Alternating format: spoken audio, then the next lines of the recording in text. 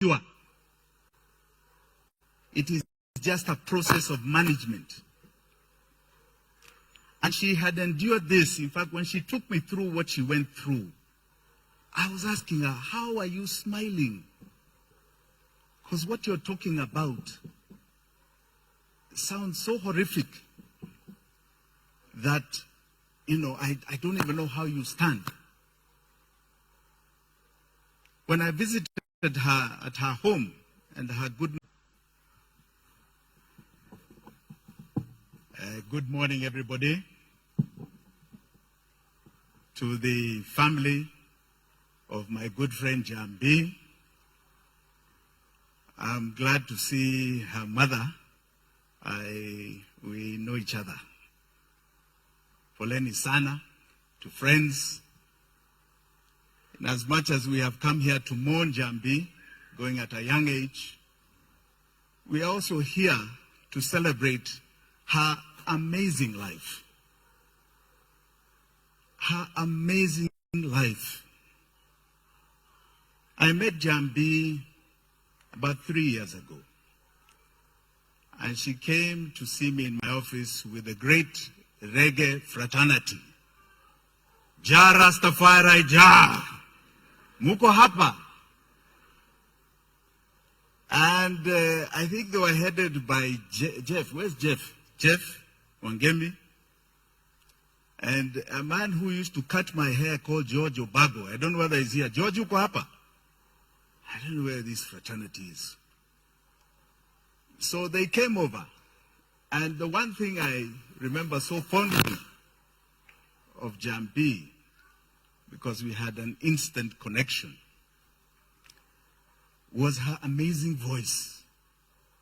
And I don't know why I had not placed it with the voice we used to hear on KBC. But it immediately thereafter connected. Njambi's voice was so warm, so captivating. She made you feel, every time she opened her mouth, that there was a message that was going to warm your soul.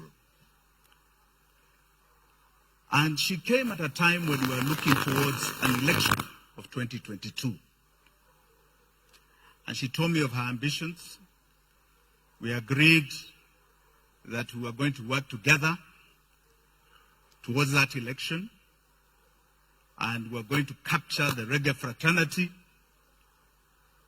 And I remember her words that were very, very clear. She said reggae stood for unity and love, and that its purpose was a purpose that she lived by, a purpose for social and political change, for the betterment of the entire community. And she wanted to do that in Dagoretti North. Njambi was an inspiration untold. It's then that she told me about an ailment that I'd never heard of in my life. Never. Endometriosis. I'd never heard of it. And educated me about how it is something that ails about 10% of the population of the world. If you think of 800 billion people, 8 billion people, that is 800 million people, women, suffer from this excruciating ailment that has no cure. It is just a process of management. And she had endured this. In fact, when she took me through what she went through, I was asking her, how are you smiling? Because what you're talking about sounds so horrific that, I don't even know how you stand. When I visited her at her home, and her good mother cooked a lovely meal for us, she was, in fact, at that time quite ill. And you could tell she was going through a lot of agony. And even then, she told me that she's standing up and will continue to educate not only Kenyans, but the world, about this ailment that one cannot avoid. If it comes, it comes. That has no cure, that takes people through a horrific living. Her strength and her sense of purpose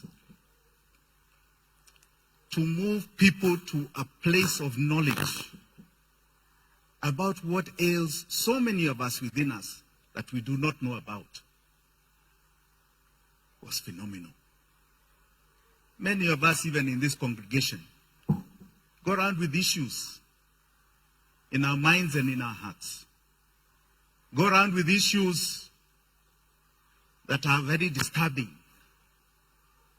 But as a fraternity of Kenyans, we have learned to soldier on.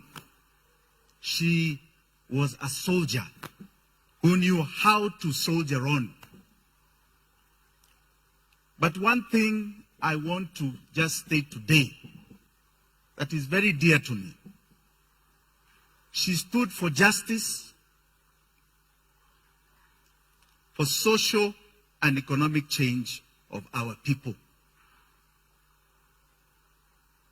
We must live by that mantra. Those of you that believed or have any heart for Njambi. This country is now plagued by continual social and economic injustice. Some of our leadership are people who wake up to cause pain every single day, notwithstanding the fact that we ourselves have got so much pain we are carrying. But just like Njambi, who saw a glass half full and not half empty, please have confidence that this country, no matter what anybody tries to do, is going to be half full and not half empty. And that we shall overcome all our challenges. And that those who perpetuate our pain are going to face the wrath of God.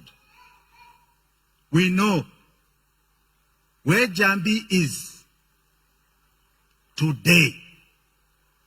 Jah has already judged her. Jah has judged her. Jah is holding her. And Jah has taken her to heaven because she stood on the right side of mankind. Let us wish the family all that we can do. All our hearts are with you. Njambi called just before she went to hospital, and we sent her a little support. If you need more support, we are here for you. We feel this pain just as much as you, but because of her legacy, we shall live on to fight for the ideals that she believed in. God bless you all. God give you strength. God bless this good country of ours. Asanteni sana. Thank you very much for that strong tribute. Asante sana. Now we are going to have the video tribute, if it's ready, requesting us to turn our attentions to the screen from the Endo community.